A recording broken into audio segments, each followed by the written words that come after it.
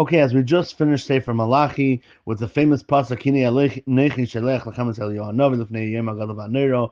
Hashem's going to send El Yohanavi before Mashiach, before Olam Haba. We'll discuss it in a minute.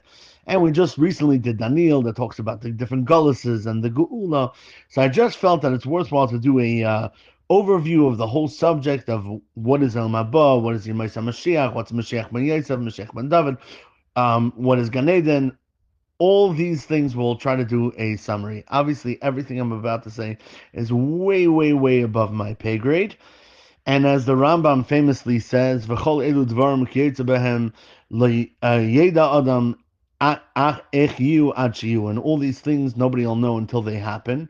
And dvarim stumim hem etzel neviim, even the neviim couldn't understand them, and even the chachamim didn't have a real mesorah on it. It was all how they interpreted the psukim, and focusing too much time on this is not going to bring a person not to Avas Hashem and not to Yiras Hashem.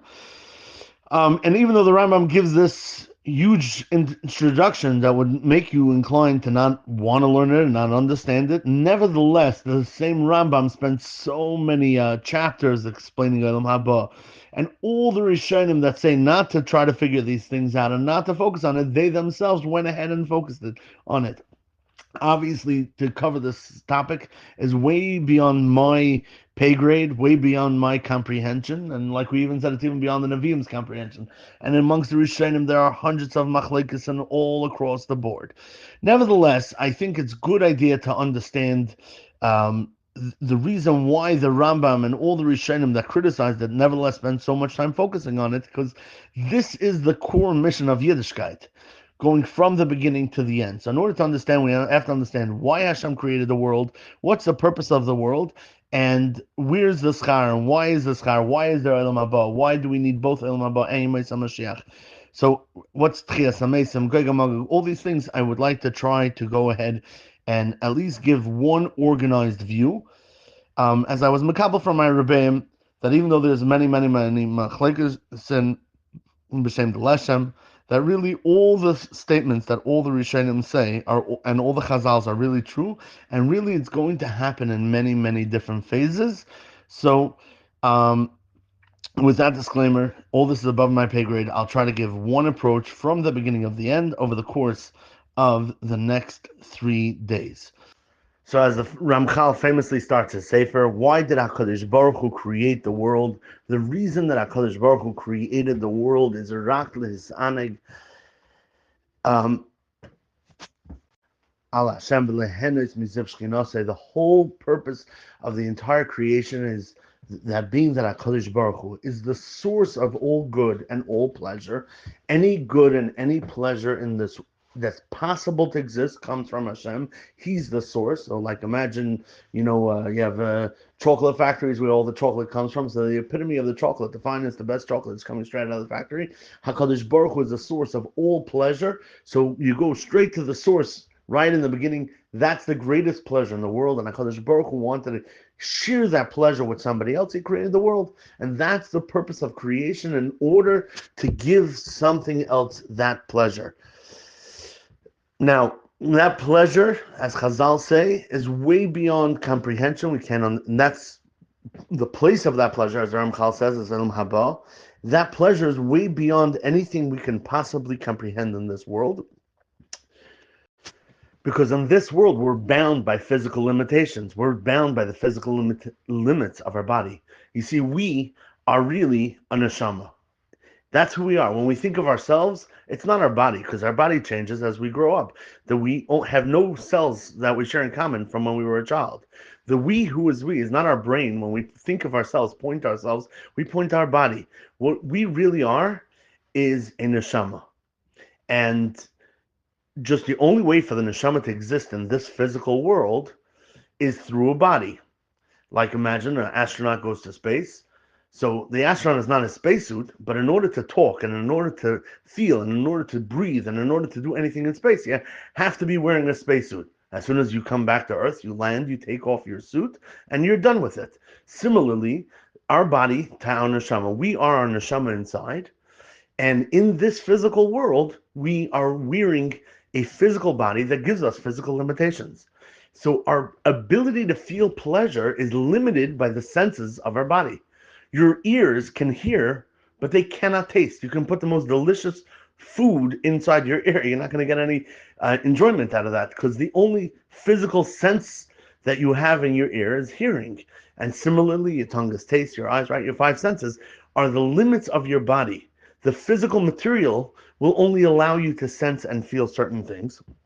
Whereas when we're without our physical limits, we can sense all possible pleasures of all senses of pleasure simultaneously. There's no physical limitations. So why put us in a body? Why put us in this world? Why not just leave us in Shemayim where we are neshama and give us that pleasure? So this is again above my pay grade, but famous as the Gemara says, Nam de you don't want there's a level of pleasure of getting a pleasure, and then there's even and though Hashem created those beings, those are malachim. Malachim get to enjoy Hashem's pleasure for free. They get to enjoy it. But HaKadosh Baruch Hu wanted to up the game one more level greater, which is to give the ability to create that pleasure for yourself. Right? Somebody buys a chair from Costco, or somebody builds a chair themselves. The one that they built themselves is theirs. Their level of ownership and pleasure from it is much greater. And so HaKadosh Baruch Hu puts us into this world in order so that we can earn that pleasure.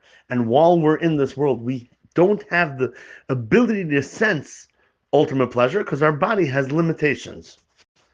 As the Mishnah says, Yafa Kiris Ruach Michael Maba Mikol Hanas, right? Just the width of the smell of Olam Haba, like imagine walking past the bakery and just getting a smell of it.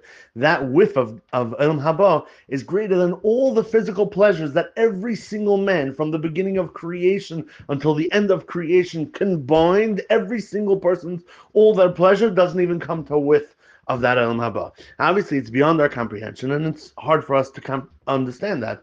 I'm bad with Mishalom, but like just imagine for a moment, Elon Musk right now has a few children that are under the age of 5, approximately, give or take.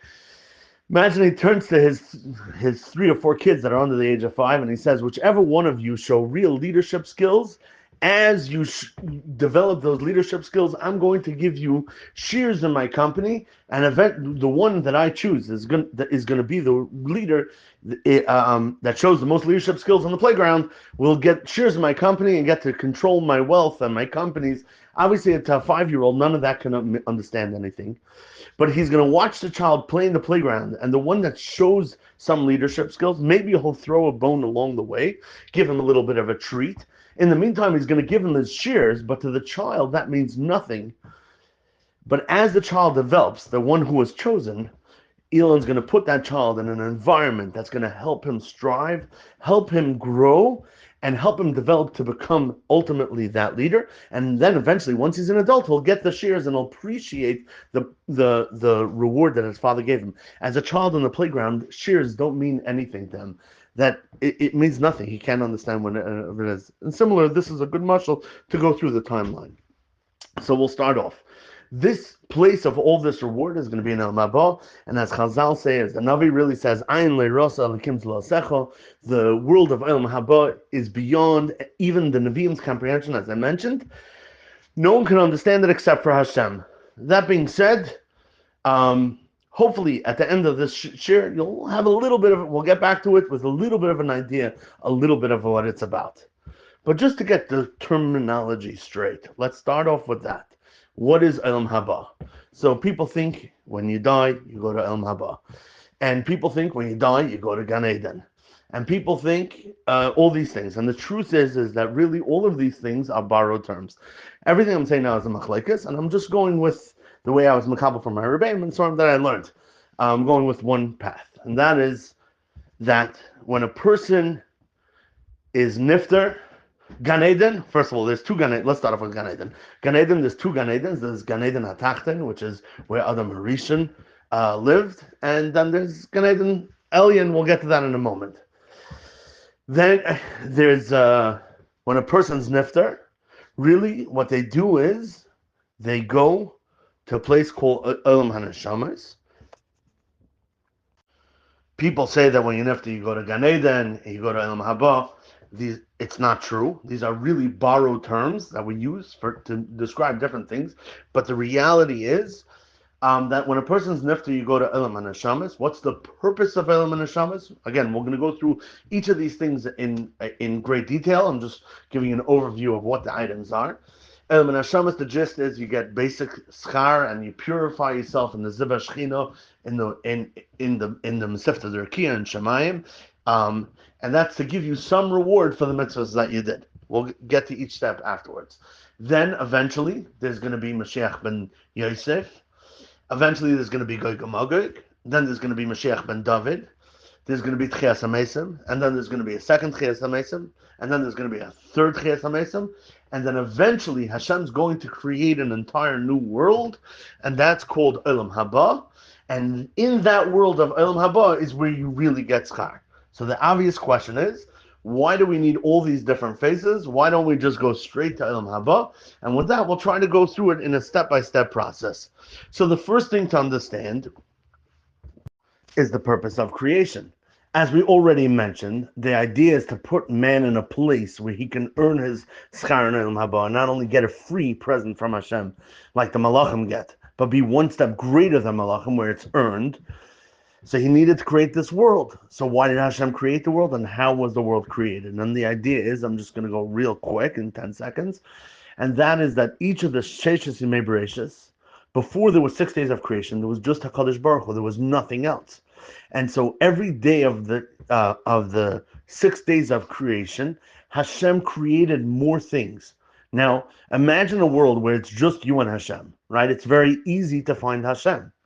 There's nothing else to look for. If there's more things, it's harder to find Hashem. There's more distractions. For example, on day one, there's a little bit more. There's light and there's darkness. And so you can start focusing on the light and you can focus on Hashem. And as you go through the 6 days of creation, the mask that Hashem is hiding behind to give us the ability to choose, to make the choice between making the good choice that we earn Olam Haba or making the bad choice where we make a mistake so that it's ours to choose. If you can't go the wrong way, then it's not ours to choose. So there has to be 2 options. Now, obviously, it goes without saying that if the purpose is to give us schar, we're going to get schar, and the schar is going to be outweigh the punishment 1,000,000 times, as the Gemara says, 500 times the reward is compared to the punishment. And the punishment always has a limit and an end, whereas the schar goes on for all eternity. Because the idea is the scales are skewed in a way to give us schar. But every single day of the 6 days of creation, Hashem is creating more and more stuff, which are more and more things to distract us and not be able to find him. So each day of creation, he's hidden behind a thicker and thicker mask. On Shabbos, he rested. What does it mean he rested? HaKadosh Baruch Hu said, I'm not going to make any more stuff so that it's easier to find me. And that's the outer limit of how far the world has, right? If there's TV and there's cars and there's whatever, it's harder to find Hashem. If it's just you in a cave or in a mountaintop, it's easier to find Hashem. So Hashem made the mask thicker and thicker each of the 6 days. And on Shabbos, he stopped making the mask any thicker. So he made himself accessible. And he said, this is the distance I'm going to go, and you'll have to find me. And this is how far you'll have to travel. You're not going to have to travel any further than that. And that's why if we do malacha on Shabbos, so the mask gets thicker, then there's no Shabbos. So the Hashem, you're the one who's making Hashem and that's the idea of resting on Shabbos, is that if we rest and he rests, so there's no more creation happening. If there's no more creation happening, then we're as close as we could be in this existence. And so HaKadosh Baruch Hu puts Adam Harishon into this world with a perfect balance, that he has the choice to choose good, and he's in an environment that he has nothing to worry about. All his physical needs are taken care of.